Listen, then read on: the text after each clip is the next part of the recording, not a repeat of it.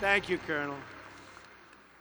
I am really thrilled to be here at Marine Corps Air Station Miramar, home of the 3rd Marine Aircraft Wing and the mighty Miramar Marines. Thank you very much. This is beautiful.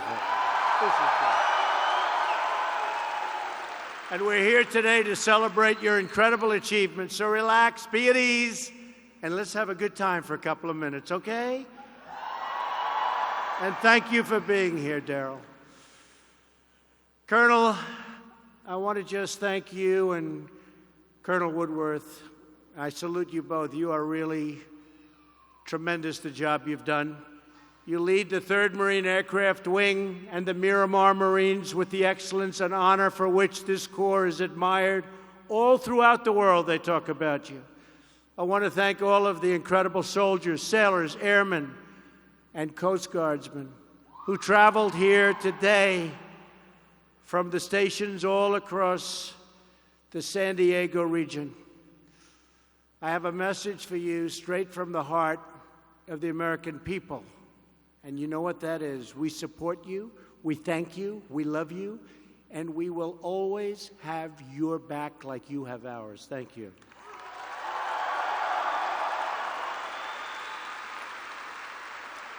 And very importantly, most important, to all of the military spouses and family members here today, we know that you really serve too. In many cases, you're the real boss in the family, right? We know that. So thank you.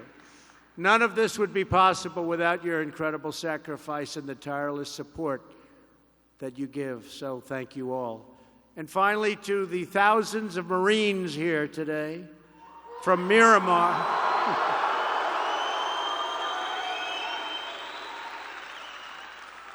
And Camp Pendleton, I want you to know how proud we are of everything you do. And you know, we have General Kelly here, 4-star, and he's doing a great job in Washington. I think he likes what you do better than what he does, but he's doing a great job.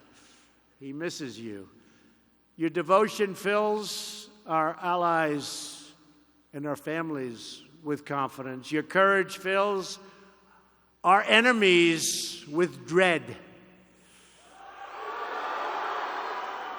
And your example inspires countless young Americans who dream of being the best to someday wear the uniform of the United States Marines. All of you know the truth of the famous saying, once a Marine, always a Marine. Now, I have to say, the Army, Air Force, Navy, Coast Guard, you're great too. You know, we have a couple of them scattered.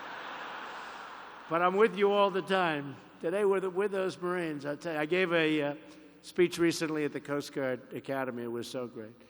And between Annapolis and West Point, Air Force Academy, we've done them all or we're doing them. So we'll see you guys very soon.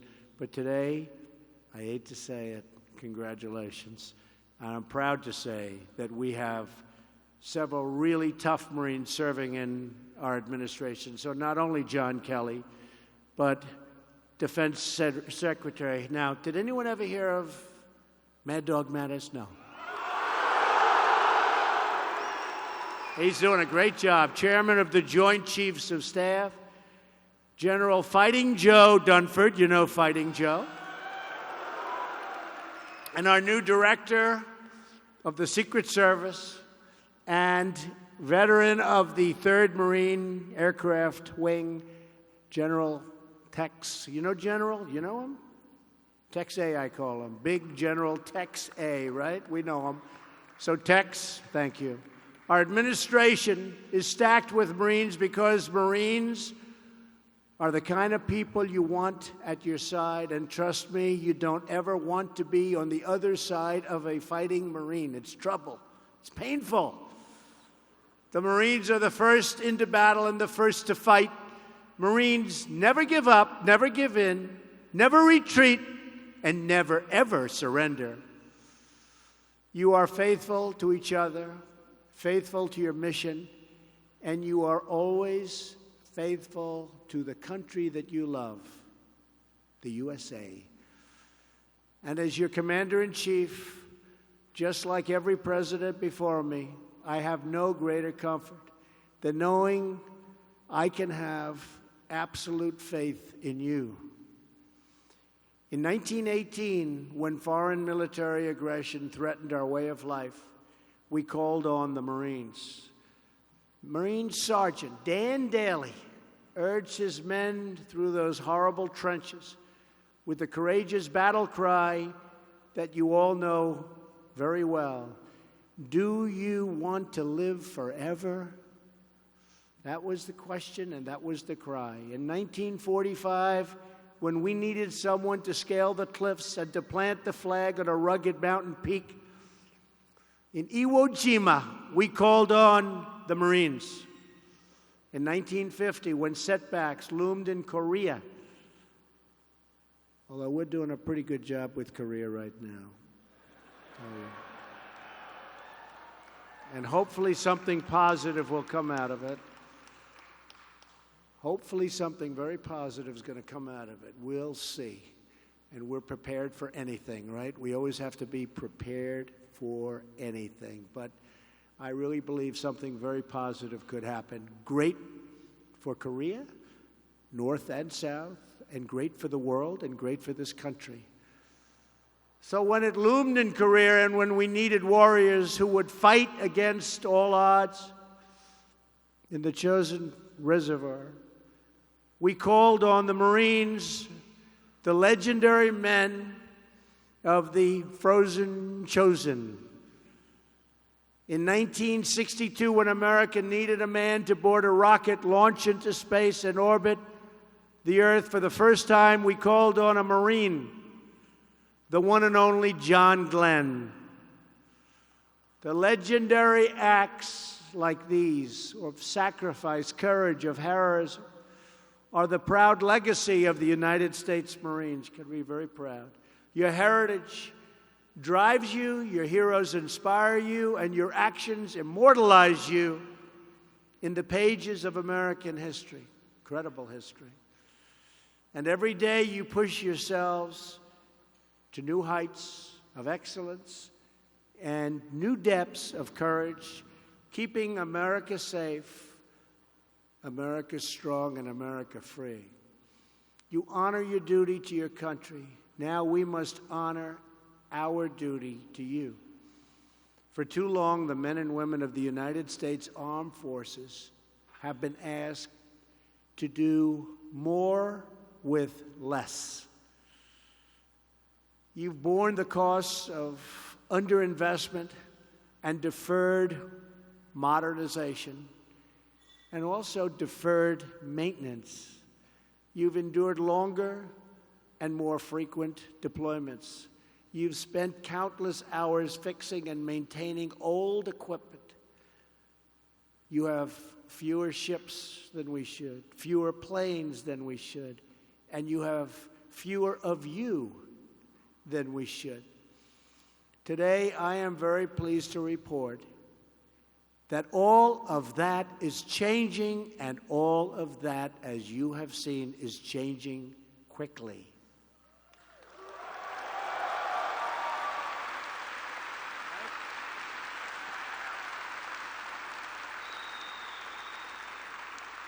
The Trump administration is committed to a policy of peace through strength. We have finally ended the devastating defense sequester that you've lived with for many years. We are now undertaking the largest military buildup since Ronald Reagan, and one of the largest buildups we've ever had in the history of our nation. Last year, I requested and received an additional $21 billion to address urgent readiness shortfalls. The 2-year budget agreement I just reached with Congress will provide $700 billion in defense funding this year, the largest ever, larger by far than any country has ever spent. And next year, we will raise that number to $716 billion. That's a lot of money. Even for you, that's a lot of money. We're also investing in our greatest weapon of all, our most powerful weapon, our most beautiful weapon, our most brilliant weapon, you. In 2019, we want to give you your largest pay raise in over a decade.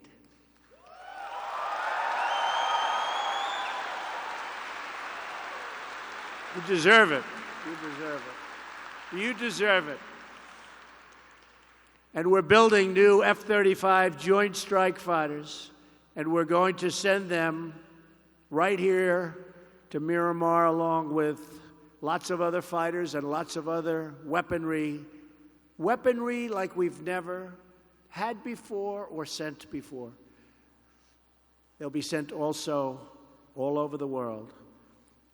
And I understand some of you, really great pilots, could use some new CH-53s. Is that a correct statement? You want to see some new ones? Huh? That's the group. Well, you're getting them, okay? You know, you're brand new, right off the line. We're getting a lot of great stuff. I'm happy to report that in the near future, Miramar is getting brand new CH-53K King Stallions, the big ones you're getting. They'll be sent soon. They're coming. They're being made. We're also modernizing our nuclear capabilities and rebuilding our nuclear infrastructure.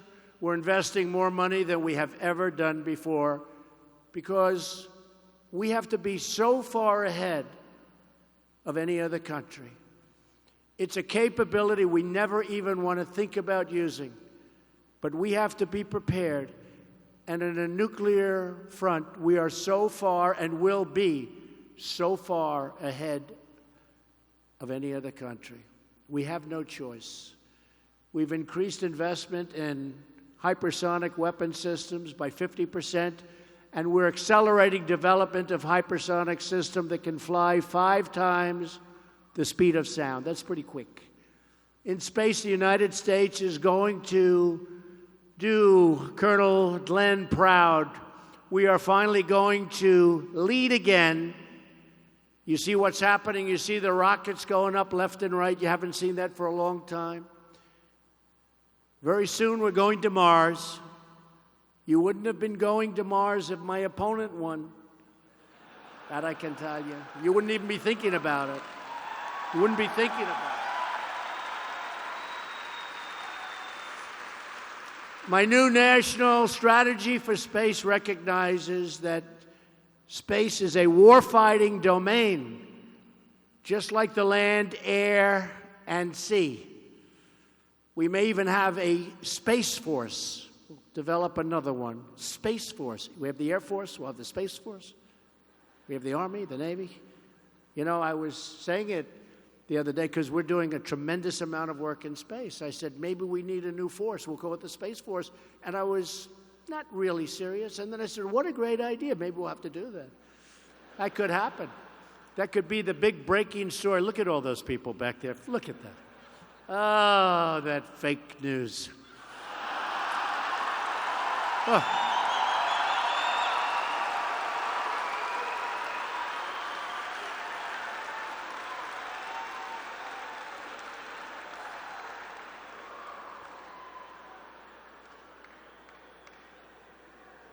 They know, they understand. So think of that, Space Force, because we're spending a lot and we have a lot of private money coming in, tremendous. You saw what happened the other day and tremendous success. From the very beginning, many of our astronauts have been soldiers and sailors, airmen, Coast Guardsmen, and Marines. And our service members will be vital to ensuring America continues to lead the way into the stars. We're going to lead the way in space. We're way, way behind, and we're catching up fast. So fast that nobody even believes it. I also have released a new national security strategy that underscores the vital importance of homeland security. It's all about homeland security, right? We protect people all over the world, but we're going to protect them better than ever before in our homeland. It's about time, right? Nobody's going to mess with us. Dangerous criminal and terrorist organizations relentlessly seek to exploit our immigration system. I've just come from a trip to the border where I met with our wonderful border agents, the Border Patrol and the ICE agents, unbelievable people, and reviewed prototypes of a new physical wall that will protect our border and protect our country. We don't have a choice. You need it. We need it for the drugs. We need it for the gangs. We need it for lots of reasons. We have to have it. It'll be 99.5% successful. People won't be able to come over it. The drugs will stop by a lot, although we have to get a lot tougher with drug dealers. Have to. But that wall will stop so much. And we looked at the different prototypes, and it was fascinating. And we have 2 or 3 that really work. We had people trying to scale. We've done them every way. You know, I'm a builder. What I do best is build, okay? You know, other people that build a wall and then say, you know, it doesn't work. Well, wait a minute, we just built 1,000 miles of wall. Well, we made a mistake, it doesn't work. We should have done it a different way. We're doing it before we build. Better idea, right, do you think? A little better. We're going to have a great wall. It's going to be very effective. It's going to stop people from, you're not going to see them climbing over this wall too easily, that I can tell you. I've also called on Congress to close dangerous loopholes that are exploited by traffickers, smugglers, and cartels. Human trafficking in this modern age is worse throughout the world than it's ever been. Who would think that? In this modern, human trafficking is worse than it's ever been. Each of you has sworn an oath to support and defend the Constitution of the United States. Our task in government is to ensure that we preserve what we have gained through incredible sacrifice of you and many people before you. That is why my administration is confronting sanctuary city policies that nullify federal law, violate our Constitution, and threaten the safety and security of our nation. They shield criminals. We can't do that. And that is why we are asking Congress to ensure that no federal funds subsidize this dangerous and unlawful behavior. We want to protect you, and we want to protect all of our families. We want to protect our nation. We're also taking action to protect our homeland from rogue actors overseas through enhanced missile defense. We're spending a tremendous amount on missile defense, and that's money well spent. And it's also jobs. We make them here. We make them right here. It's also jobs. We're adding new interceptors, improving sensors, and advancing radar capabilities by many, many times. I have empowered our commanders in Afghanistan with the authorities they need to win, enabling the full might of the American military. The coalition to defeat ISIS has now liberated almost 100% of the territory previously held by these terrorists in Syria and Iraq. We did a great job. You did a great job. You did a great job. Right.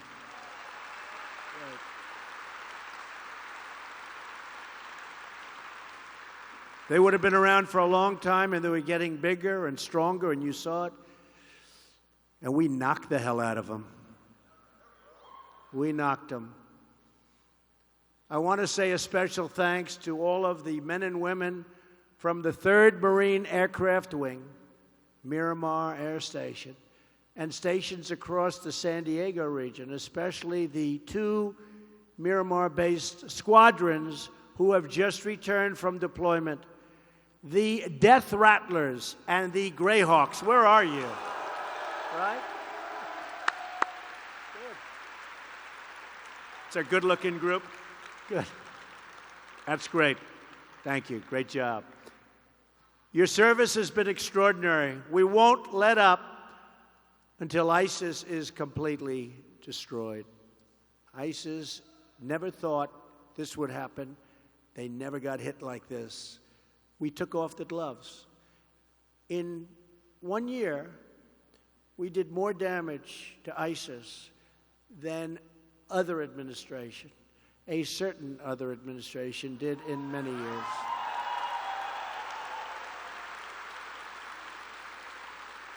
We took off the gloves. We're also working with allies and partners to block Iran's path to a nuclear weapon and confront its sponsorship of terror and bloodshed all around the world. Everywhere we go in the Middle East, it's Iran, Iran, Iran. Behind every problem is Iran. Well, we're dealing with it in a very serious fashion. One of the worst deals I've ever seen was the Iran deal. $150 billion we gave them. For what? With your skill and your bravery, I know that the United States military will forever remain the greatest fighting force in the history of the world. And we're making it now with $700 billion and $716 billion the following year. We're giving you the tools that they were trying to take away from you. So important. And the Marines, as always, will be the tip of the spear. So to the fighting men and women of Miramar and all across the San Diego area, we must all think bigger, build faster, push farther, dare higher, and be greater than ever, ever, ever before. Each one of you is vital to our mission. Your fighter pilots, helo pilots, mechanics, engineers, hospital corpsmen, sailors, and sergeants. But above all, you are great American patriots, just great American patriots. You race into battle, rush into fire, fly into danger, and you give all to defend our nation, our people, and the American way of life. And they love you. A century ago, every man who heeded Sergeant Daly's battle cry was pushed on to victory and to glory by that same love of country. As war engulfed Iwo Jima, our young heroes set their eyes upon the same beautiful sight. Red, white, and blue perched atop that incredible rocky peak. And when Colonel Glenn looked down on the United States as he soared beyond the limits of our atmosphere, he was filled with the same pride of one beating American heart. Our pride makes us strong. Our strength keeps us free. And because of heroes like you, our freedom will never die. We are becoming stronger and stronger and stronger as a nation. And while a lot of you don't think about it, our economy is setting records. Our unemployment is at all-time lows. African American unemployment is the lowest it's been in history. Hispanic unemployment is the lowest it's been in history. Women unemployment is the lowest it's been in 18 years. And we're setting records. And last week, we had over 150 million people working. That's more people working in our country than ever before in its history. We are making a lot of progress for you.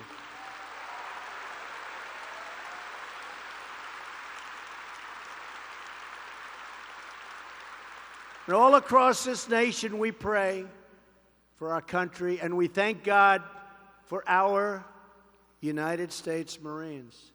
Today and every day, we pledge to remain always faithful. It is an honor to be with you. You are very, very special people. Thank you. God bless you.